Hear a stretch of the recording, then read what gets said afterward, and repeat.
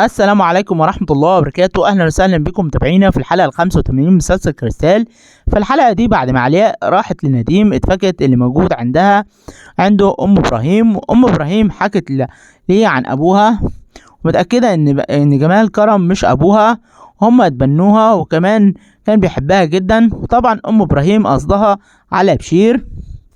علياء لما بتسمع كده بتفضل تبكي، وبعدين بتيجي على البيت وبتقول لنفسها ان انا مش هتكلم مع رحاب في اي حاجة، وبتخرج بعدها من البيت وبتكون متضايقة جدا. ندى بعد كده وفاي بيشوفوا، بيكونوا مستغربين بيشوفوها بشكلها، وجواد في الوقت ده بيقابلها وهي خارجة، بيقول لها انت كويسة، وبعدين بيروح بيقعد معاها وبيقول لها ان هو مش هيقرب من فاي خالص الفترة اللي جاية، عشان مش عايز يسبب ليها اي مشكلة هي ولا الجنين. فعليها بتقول له مفهوم يا جواد، ان انا ما بهمكش في اي حاجة، ما يهمكش غير ابنك، وكمان مش فارق معاك ان هو يتسجل باسم عليا كرم وعيلة كرم. فجواد بيقول لها حتى لو ده حصل هو هيفضل ابنه وهياخده، وبيجيله مكالمة من نديم عشان هو عايز يقابله. بعدها علياء بتكون مع نديم، ومتفاجئة اصلا ان هو يعرف ام ابراهيم، وبيقول لها ان هي لازم ترتاح. فبتقول له هي جت هنا لان هي كانت مصدقة كلامه، لكن كانت عايزة تعرف منه هي ليه قالت كده، هل هي كانت بتخرف في اخر ايامها ولا ايه اللي حصل. فبيقول لها ان هي ما كانتش مريضة ولا بتخرف.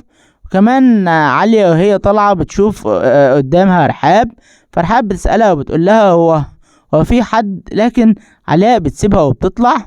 بعدها فاي بتروح عند علياء وبتطلب منها ان جواد ما يروحش المستشفى بتاعتهم عشان هي ما تتضايقش. فعلياء بتقول لها ما تخافيش يا فاي، هو مستحيل يقرب منك ولا هيضايقك تاني، ويطلب منها ان هي تسيبها لوحدها. فاي بتكون مستغربة من شكل علياء وبتسيبها وبتخرج. في مشهد تاني فاي بتكون قاعدة مع ندى. في الوقت ده رحاب بتيجي عندهم، وفاي بتقول لها ان انت اللي جابك هنا. فبتقول لها ان انا جاية عشان ان هي جاية تاخد الجريدة. فاي بتسأل ندى وبتقول لها هي بتدخل المطبخ، لكن ندى بتقول لها ما تخافيش يا فاي، انا منع خالص من دخولها المطبخ. فرحاب بتقول لها معنى كده مرعوبة مني، خليكي بقى يا فاي كده مرعوبة على طول. فندى بتحذرها ان هي تقرب منها. علياء في الوقت ده بتنهار وما بتكونش قادرة تاخد نفسها. فبيجروا كلهم ناحيتها وبيبقوا عايزين يطمنوا عليها، وباسل بيكون خايف عليها جدا، لكن علياء بتحاول تمسك بيه وبتسيبهم وبتطلع على فوق. وفاي بتطلب من باسل ان هو يسيب علياء عشان هي عايزة تستريح، وبيكون خايف عليها جدا. فبتقول له ان هي قوية وهتقدر تعدي الموضوع دوا. فبقول لها يا ريت عامر كان هنا، كان هيقدر يساعدها ويقف جنبها. فبتقول له ان هي اصلا اللي طفشته. بعدها علياء بتجري وبتدخل عند رحاب وبتكون متعصبة جدا وبتمسكه، وبتقول له ان هي عايزة اعرف دلوقتي مين ابوها، وعرفت منين ام ابراهيم ان هي اللي حكت لها. لكن رحاب لما بتسمع كده بتصدم، وبتفضل تقول لها ان هي بنت عائلة كرم، وان ام ابراهيم كذابة. فعليها بتقول لها افضل اقول ان هي من عائلة كرم، علي صوتك اكثر من كده. وبتسيبها وبتخرج وبتفضل تردد الكلام. فرحاب ما بتكونش مصدقة اللي هي سمعته، وبتفضل تدعي على ام ابراهيم. وفاي بتروح عند نديم في الوقت ده اللي بتكلم فيه جرس الباب بيضرب. فبيقول لها ان هي مشغولة جدا، ويبقى بيتكلم تاني في الموضوع ده بعدين نتكلم فيه. وبيروح يفتح الباب بيتفاجئ ان هي علياء، وعلياء بتدخل بتتفاجئ هي كمان لما بتشوف فاي، وبتسألها بتعملي ايه هنا. فاي بتقول لها ان ندى كانت عاملة طبخ للنديم، وان هي كانت معدية وقالت تجيبهوله. بعدين بتقول لها نبقى نتكلم بعدين زي ما اتفاجئنا. وبيتفاجئوا وبتسيبه وبتمشي. فعلياء بتقعد مع نديم وبعدها ما بتكونش مصدقة الكلام اللي قالته فاي، وبتقول لها ما تيجي ناكل من الطبخ اللي جابتهولك. فنديم بيقول لها انت عارفة ان مفيش طبخ ولا حاجة. فعلياء بتحذره ان هو يعرفها اي حاجة، فبيقول لها ما تخافيش انا مش هفتح الكلام فتحها بكلام.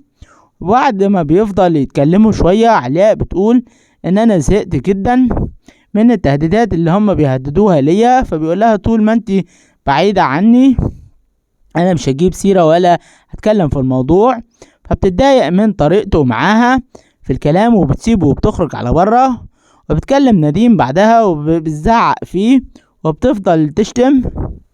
فنديم في الوقت ده بيلاحظ ان هي مش في وعيها، فبيقول لها انت معاكي عربية هتعرفي تسوقي، ممكن بتقول له انا ممكن اعمل حادثة واموت ويبقى انت السبب في كل اللي بيحصل لي، وبتقفل معاه. فبيكلمها تاني عشان يروح يجيبها. فبتقول له يا ريت تموت وتروح ام ابراهيم تموت كمان عشان اخلص منك انت ومن ام ابراهيم. بعدها بياخدها من المكان اللي هي فيه وبيوديها للبيت عنده، لكن علياء طبعا ما بتكونش في وعيها وبتقع على الارض وهي بتتكلم معاه. فبيدخلها على السرير وبيسيبها تنام. في مشهد تاني فاي بتصحى الصبح بتشوف باسل مش بتلاقيه جنبها، وبتكون خايفة عليه لحسن يكون حصل له حاجة. فبتفضل تتصل عليه وبتسمع صوت تليفون جاي من عند تمارا، وبتطلع على فوق وبتدخل بتلاقي باسل نايم في الأوضة. وبعد كده بتتخض جدا جدا وتمارا من اللي بيحصل. وباسل بيقول لها ان هو راجع متأخر، وتمارا اقنعتها ان هي تسيبه ينام عشان ما يصحوش وتزعجه، وبيكون شكلهم متوتر جدا. فاي بتكون مستغربة ان هما الاتنين متوترين وبتقول لهم في ايه بيقول لهم ما حصلش حاجة. وبعدين تمارا بتخرج وبتسيبهم. فباسل بيقول لها انت ما زعلتيش من اللي بيحصل ده صح؟ فبتقول له ازعل من ايه عشان انت مع تمارا؟ مستحيل طبعا. وبتقول له يلا عشان تنزل نفطر. فباسل بيسألها على علياء، فبتقول له ان هي مرجعتش البيت من امبارح. في نفس الوقت ده علياء بتصحى من النوم وبتقعد في بيت نديم وبتقوم تنزل على تحت، بتلاقي ألبوم الصور بتاعه وبتمسكه وبتفضل تبص فيه وبتشوف صورته مع ام ابراهيم وهو صغير. في الوقت ده نديم بيقول لها انت صحيتي؟ فبتقول له ففكرتك كنت نايمة وما رضيتش اقلقك. بعدين بتقول له الالبوم الصور بتاعك حلو جدا، وبتيجي تمشي. فبتقول له ان انت هتاخد الالبوم معاكي ولا ايه؟ فبتحطه له مكانها.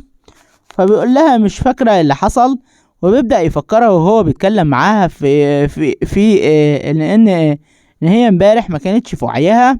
وهحكي لها عن قصة ام ابراهيم في الملجأ، وطلب منها كمان ان هي تخلص في الموضوع ده اللي هي فيه، وما يسيبلهاش مشاكل ما يسيبلهاش مشاكل طول حياتها.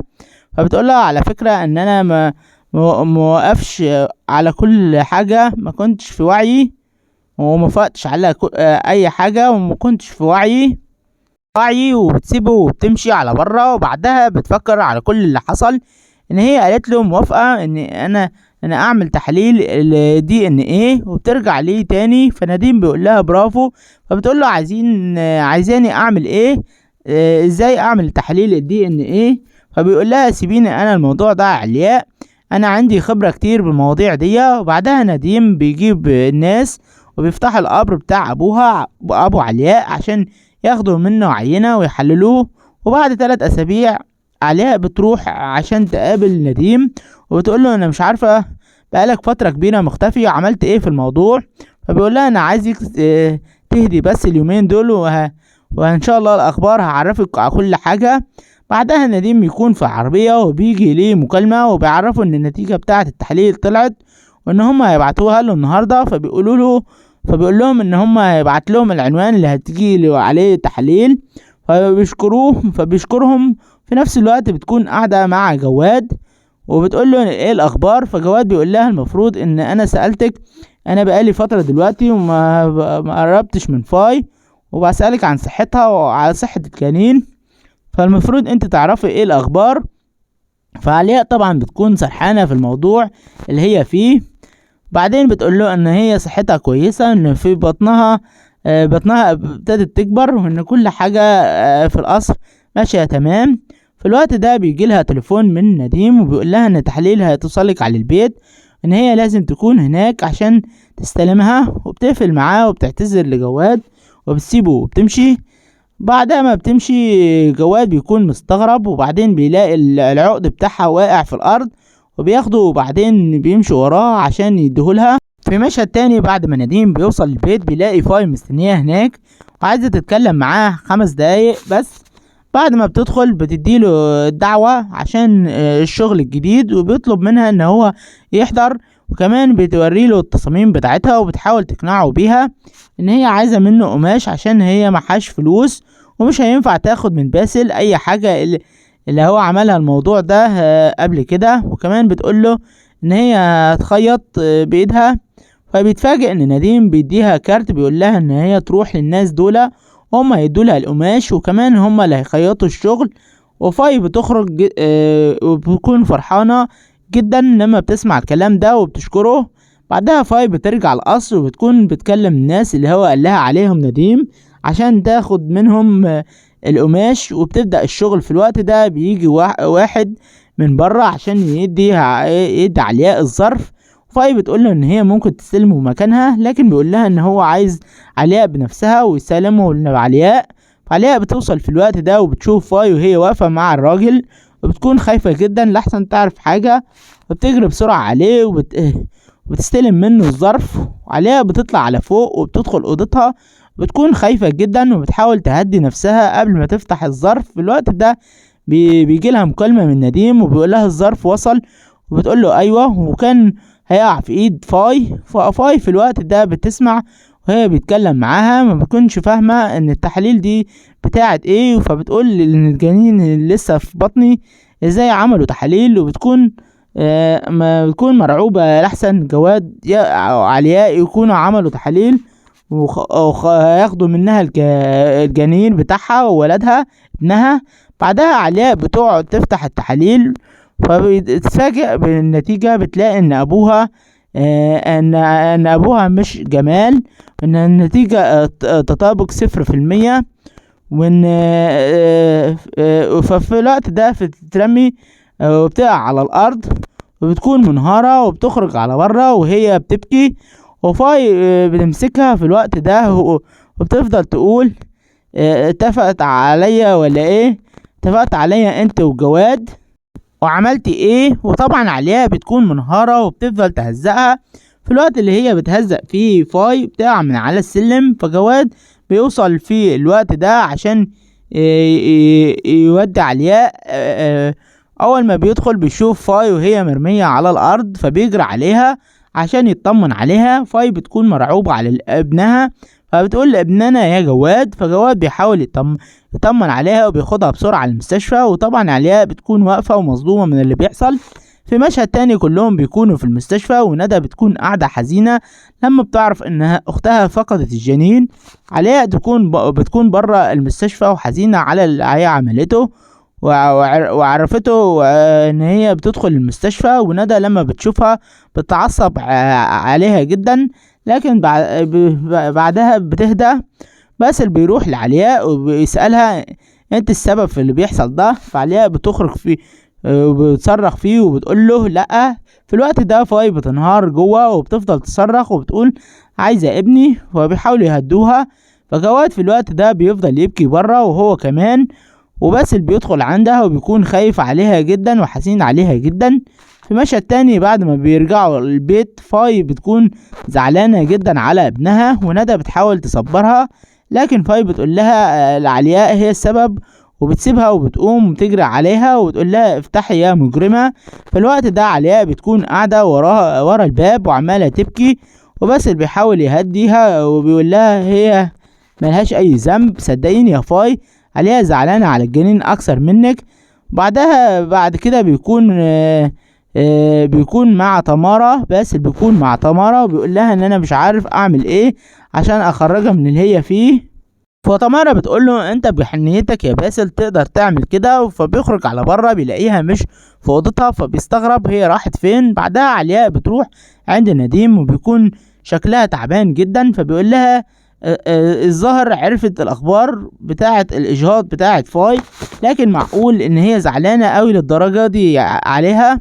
فبتقول لها ان هي زعلانه عشان نتيجه التحاليل ان ابوها طلع مش ابوها، وان هي في الوقت ده بتخرج بره القصر وبتكون ماشيه وهي حزينه. فجواد بيشوفها وبيقف قدامها وبيكون هو كمان متضايق. بتقول له رايح فين يا جواد، وبياخدها في حضنها وبتفضل تبكي وبتسأله وبتقول له هو كان ولد. بيقول لها هو كان ولد ولا بنت. فجواد بيقول لها ان هي كانت بنت، وبتفضل تقول راحت حبيبة عيني. فبيطبطب عليها وبيفضل يعتذر ليها وبيقول لها ان هو اسف منها جدا. وبس في الوقت ده بعد ما بيشوف فاي وبيفضل يدور عليها هو وندى وتمارا، وبعدين بيخرجوا على بره بيلاقيها في حضن جواد. فبيرجع على جواد وهو بيشوفه وبيكون متضايق جدا. فطلال بيسأله هي فين، فبيقول لها ان هي موجودة في المكان اللي بتحبه دايما وبتكون فيه. وندى بتروح عليهم بتاخد فاي في حضنها وبتفضل تزعق لجواد وبتقول له ان انت مستغل ضعفها وبلاش دموعك الكدابة دي، وبتفضل تدعي عليه. وبتاخد فاي وبتدخل على جوه. فجواد بيفضل يقول لها سامحيني يا فاي انا اسف. وندى بعدها بتدخل على جوه وبتقول لها انت ازاي تعملي كده، معقول تروحي لجواد بعد كل اللي هو عمله؟ انا اختك ولازم تشاركيني اوجاعك. وفاي ما بتكونش عايزه ترد عليها. فندى بتقول لها اتكلمي معايا، لكن فاي بتصرخ فيها وبتقول لها ان هي موجوعه. في نفس الوقت علياء بتتكلم مع نديم وبتقول له ان اللي حصل لي مشاكل كتير في حياتي، يعني امها طلعت مش امها، وكمان باسل اخوها ضرب على نفسه نار، لكن هي اللي عرفته عن ابوها ابشع حاجه حصلت ليها. ودي كانت سريعا احداث الحلقه ال85 من مسلسل كريستال. استنونا في حلقات جايه كتير، ولو عجبكم الفيديو متنسوش تدعمونا بلايك وتشتركوا في القناه وتفعلوا الجرس، والى اللقاء.